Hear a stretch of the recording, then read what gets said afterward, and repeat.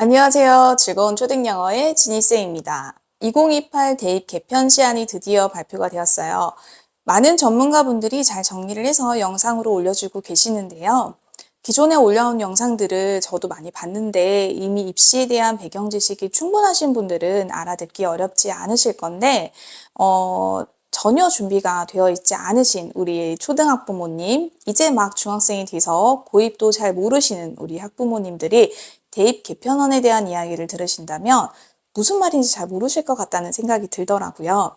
그래서 우리 즐거운 초등영어 질령 식구님들을 위해서 제가 배경 지식 없이도 이해가 잘 되시도록 준비해 보았습니다. 자, 2028 대입 개편 시안이 뭔가요? 왜 이런 걸 발표하죠? 거기부터 궁금하실 것 같아요. 사실 얼마 전에 2022 개정 교육과정 개편이 있었어요. 쉽게 말하면 교육과정이 새로 개편되는 건데, 즉 어머님들이 받아들이시기로는 교과서가 바뀌는 과정이다라고 하면 이해가 쉬우실 것 같습니다. 그런데 이 교육과정이 개편되면서 고교학점제라는 것이 도입되게 됐습니다. 고교학점제를 잘 안착시키기 위해서는 사실 대입제도 개편이 선행되었어야 되는데요. 대입이 이렇게 너무 갑작스럽게 또는 너무 자주 개편이 되면 교육의 안정성을 해치기 때문에 미리 4년 전에 예고를 하게 되어 있어요. 그래서 고교 학점제를 시작하는 현재 2023년 기준으로 중학교 2학년이 대학을 가는 시점에는 이렇게 대입이 변화할 것이라는 것을 미리 예고해서 알려주는 거예요. 그래서 2028 대입, 즉 2028년에 대학을 입학하는 학생들을 위한 개편안을 4년 전에 2024년 2월에는 발표를 해야 되기 때문에 지금 2023년 10월에 시안을 발표한 거예요. 사실 충분히 사회적 논의를 거치기 위해서는 더 일찍 발표가 되었어야 하는데 늦어진 게 없지 않아 있지요. 네. 자, 그럼 지금 발표된 것이 확정인가요? 라고 질문하실 텐데 아닙니다. 11월에 공청회를 거쳐서 올해 안에는 최종안을 발표하겠다고 공지를 했어요. 현재는 시안입니다. 그럼 이번 개편 시안의 키워드는 뭔가요? 라고 했을 때 저는 세 가지를 꼽을 것 같아요. 자, 첫 번째는 공정성이고요. 두 번째는 미래사회, 세 번째는 융합통합. 이렇게 세 가지 키워드가 개편안 문서에서 가장 많이 반복적으로 언급된 단어들입니다. 저는 교과서를 오래 만든 사람이라서 교육부 문서에서 워딩 하나하나에 매우 신경을 쓰는 편인데요. 이번 문서에서 표면적으로 가장 많이 사용한 어휘였습니다. 그러면 이 키워드들을 어떻게 해석하면 좋을까요? 자, 먼저 공정성과 관련해서는 공교육 정상화와 사교육 규제에 방점을 찍고 있다고 할 수 있습니다. 현재 교육 정책이 많이 꼬여 있는 상황인데요. 이 부분의 시작이 사실 공정성 시비에서 비롯되었기 때문에 교육부는 이 부분을 신경 쓰지 않을 수 없었던 것 같아요. 그리고 두 번째는 미래사회 키워드입니다. 이 미래사회가 의미하는 것은 저는 세 가지 정도로 나눠볼 수 있을 것 같아요. 그 첫 번째는 AI 디지털 교육입니다. 개별화 교육과 함께 AI 디지털 교과서도 개발을 하기로 확정이 되었기 때문에 2022 개정 교육과정과 어깨를 나란히 하는 부분이라고 할 수 있어요. 두 번째는 선원 수령 도입입니다. 많은 전문가들이 이번 수능 개편 시에서도 사실 수능에서 선원 수령이 도입되지 않겠느냐라는 전망을 했었는데요. 그 기초를 마련하기 위한 그런 단계가 아니겠는가 싶습니다. 현재는 내신에서만 반영하겠다고 하였는데요. 기존의 내신에서 단답형 객관식과 주관식으로만 구성되었던 부분이 바뀔 가능성이 높습니다. 그런데 내신이라 함은 원래 중간고사, 기말고사 같은 지필고사 플러스 수행평가가 합쳐진 것이기 때문에요. 현재는 수행평가에서 그 비중이 늘어날 것으로 전망이 됩니다. 그리고 중요도도 좀 같이 높아지겠죠. 자, 그 다음에 세 번째는 미래사회라는 언급을 자꾸만 한 이유 중에 또 마지막 이유는 학령 인구 감소 문제가 있을 수 있습니다. 이는 현재 초등까지는 드라마틱한 변화는 없지만 그 이후에 문제가 될 수가 있어서 선제적으로 5등급제로 변환한 것이 아닌가 싶습니다. 5등급제가 반드시 이 이유 때문만은 아니겠지만 상당한 영향을 미쳤을 것으로 저는 보고 있습니다. 5등급제에 대한 자세한 이야기는 뒷부분에서 이어서 말씀드리도록 할게요. 자, 그리고 마지막 세 번째 큰 키워드는 바로 융합과 통합입니다. 이 키워드는 사실 2015 개정 교육과정에서부터 핵심 키워드이기도 하거든요. 표면적으로는 수능에 통합사회, 통합과학과 같은 과목이 출연이 되겠지만 사실 이 부분도 고교 학점제와 연관이 깊습니다. 고교 학점제에서 길러내고자 하는 인재형이 바로 T자형 인재이기 때문이죠. T자형 인재란 다양한 분야에 대한 기본 소양을 두루 갖추고 있으면서 자신의 전문 분야에 있어서는 굉장히 깊이 있게 아는 그런 인재를 말합니다. 여기까지 세 가지 키워드를 알아보는 과정에서 조금 어렵게 느껴지실 수는 있지만 우리 본질을 아셔야 가치 판단을 하실 수 있다는 거 기억해 주세요. 자, 그럼 어디서 무엇으로 확인할 수 있나요? 자, 개편 시안을 해설해 놓은 여러 유튜브 영상이 있지만 유튜브 영상들은 크리에이터들의 입으로 다시 재구성한 내용이기 때문에 반드시 원본을 확인하시기를 추천드립니다. 두 가지는 꼭 보셔야 하는데요. 첫 번째는 이주호 교육부 장관님의 실제 브리핑 영상 풀 버전을 확인하세요. 40분 정도 되는데요. 실제로 교육부 장관님이 쓰신 그 워딩 들으시고 기자들의 현장 질문까지 확인하시면 좋을 것 같습니다. 두 번째는 교육부에서 제공한 2028 대입 개편 시안 문서와 보도자료를 확인하시면 좋습니다. 총 30페이지 정도 되는데요. 이 두 가지 자료는 제가 제 카페에 업로드를 해 놓을 테니까 반드시 확인해 보세요. 이 내용을 먼저 확인하신 후에 다른 분들의 해설 영상을 보시면 이해가 쉽고요. 제가 말씀드린 이 세 가지 키워드도 많이 나오는 단어가 정말 맞는지 확인하시기 바랍니다. 자, 우리 중학생들을 위한 팁입니다. 자, 구체적으로 내신과 수능이 어떻게 바뀌나요? 궁금하실 거예요.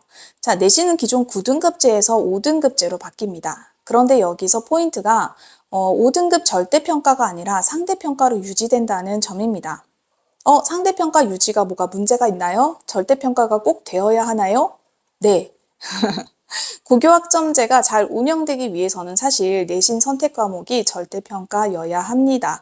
교육부에서도 그 사실을 모르지 않고 있습니다. 그래서 아래와 같은 문구가 들어있더라고요. 모든 과목에서 절대평가를 시행하면서 안정적으로 정착할 수 있도록 성적 부풀리기 우려에 대한 안정장치 마련을 위해 상대평가를 병기하겠다. 즉 교육부는 이를 5등급 절대평가로 이걸 공지하고 싶었던 것 같아요. 그런데 거기에 상대평가를 병기해주겠다라는 입장이에요. 즉 고교 학점제에서는 절대평가여야 함을 인지는 하고 있으나 현재 그렇게 될 경우에 너무 급격한 변화로 인해서 어려움을 겪을 수 있습니다. 그래서 순차적으로 바꾸겠다는 의지가 담긴 그런 표현이 아니었나 싶어요. 하지만 아무리 교육부에서 그런 의도를 가졌다 하더라도 받아들이는 입장에서는 상대평가 등급이 병기되기 때문에 상대적인 위치를 평가할 수가 있고 몇 등급인지 알 수가 있기 때문에 9등급 상대평가에서 5등급 상대평가제로 바뀌었다고 이해를 하셔야 합니다. 자, 그럼 수능은요. 수능은 여전히 영어를 제외하고는 9등급 상대평가이고요. 과목이 변경됐습니다. 자, 이과는 과학탐구 중에서 2과목을, 문과는 사회탐구 중에서 2과목을 보통 선택하였던 방식에서 문과, 이과 상관없이 통합사회, 통합과학을 모두 보게 하는 방식으로 바뀝니다. 이도 앞서 말씀드린 T자형 문이과 통합, 융합적 사고 등과 모두 관련이 있습니다. 자, 그럼 당장 중학생의 고교 선택은 어떻게 해야 하나요, 선생님? 특목고가 유리하다고 계속해서 신문 기사에 나던데요. 자, 모든 제도는요, 완벽하지 않기 때문에 누군가에게는 유리하고 누군가에게는 불리하게 작용하게 됩니다. 하지만 현재의 안은 시장 논리에 의해서 매우 복잡해질 가능성이 있는 시안입니다. 왜냐하면 시장에 많은 것을 위임하고 있거든요. 그리고 애시당초 고교 학점제가 시행되면서 특목고 폐지가 함께 이루어졌어야 하는데 특목고가 존재하면서 고교 학점제가 시행되고 있기 때문에 사실은 누가 봐도 특목고가 유리한 상황에서 내신 5등급제까지 시행되면서 특목고 쏠림 현상이 생길 가능성이 매우 높게 되었습니다. 그래서 사실 정책은 정책이고요. 실제 이것이 사교육 시장과 고교 선택에 미칠 영향은 시장 논리에 의해서 움직일 가능성이 높습니다. 그래서 현재 중학교 2학년부터는 고등 선택에 대한 고민을 시작하셔야 하는데요. 가장 유리한 아이는 기존 고등급제에서 5에서 10%에 해당하는 학생들이겠죠. 2등급을 받던 아이들이 1등급을 받게 될 테니까요. 하지만 기존 11%에서 2등급을 받던 아이들은 큰 메리트가 없어집니다. 11%지만 34%와 똑같은 2등급으로 평가받게 될 거거든요. 그래서 우리 아이가 특목고에서 10% 안에 들 수 있는지 반드시 좀 신중하게 생각하시고 판단하시기를 바랍니다. 자, 우리 초등들은 뭘 준비해야 할까요? 네, 앞서 말씀드린 키워드를 다시 한번 복기해 볼게요. 자, 공정성, 미래 사회, 융합, 통합. 이 세 가지 키워드에 방점을 찍고 학습 로드맵을 준비하셔야 됩니다. 좀 어려우시죠? 자, 공정성이라고 한다면 제가 아까 말씀드렸어요. 공교육 정상화에 방점을 찍고 있어요. 즉, 학교 공부, 교과서에 집중하셔야 됩니다. 학교에서 내신뿐 아니라 학종까지 고려한다라고 하면 학교 생활에 충실한 것을 목표로 삼으셔야 합니다. 이제 더 이상 단일 전형이 사라지고 복합적으로 전형이 합해질 가능성이 높아요. 그러니까 내신만으로 가는 것이 아니라 내신과 학종, 정시까지 두루 다 해야 하기 때문에 사실 기본적인 학교 공교육에서의 공부 시간을 확보하셔야 합니다. 자, 그리고 두 번째와 세 번째인 미래 사회와 융합 통합은 따로 떼어서 설명하기는 어렵습니다. 즉, 미래형 인재가 되기 위해서는 융합 통합적 사고가 필요하기 때문이죠. T자형 인재를 떠올리실 필요가 있습니다. 한 분야의 책만 읽는 독서 편식보다는 다양한 분야의 책을 읽고 그 읽은 내용을 바탕으로 자신의 생각을 서논술형으로 표현해보는 연습을 많이 하셔야 됩니다. 이는 논술학원이나 국어학원을 가시라는 뜻은 전혀 아니라는 거 아시고 계시죠? 네.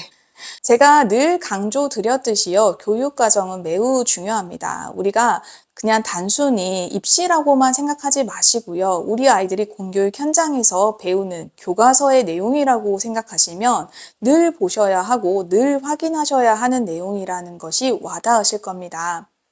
입시라고 생각하면 대학 입학 전인 고등학생만을 떠올리다 보니까 먼 이야기라고 치부하게 되실 가능성이 높은데요. 교육과정이라고 생각하시면 자주자주 들여다보시고 어느새 친숙해지시고 이런 기사가 나올 때 진짜 정보와 가짜 정보를 잘 구분하실 수 있게 됩니다. 아시겠죠? 그러니까 우리 진령 식구분들은 항상 제가 알려드리고는 있지만 늘 본질에 집중하셔서 확인하시고 팩트 체크 반드시 부탁드립니다. 자, 그러면 자료는 제가 카페에 올려드렸으니까 가서 확인하시고요. 궁금하신 점이 있으시면 아래 댓글로 남겨주시면 제가 후속 영상 제작하도록 하겠습니다. 감사합니다.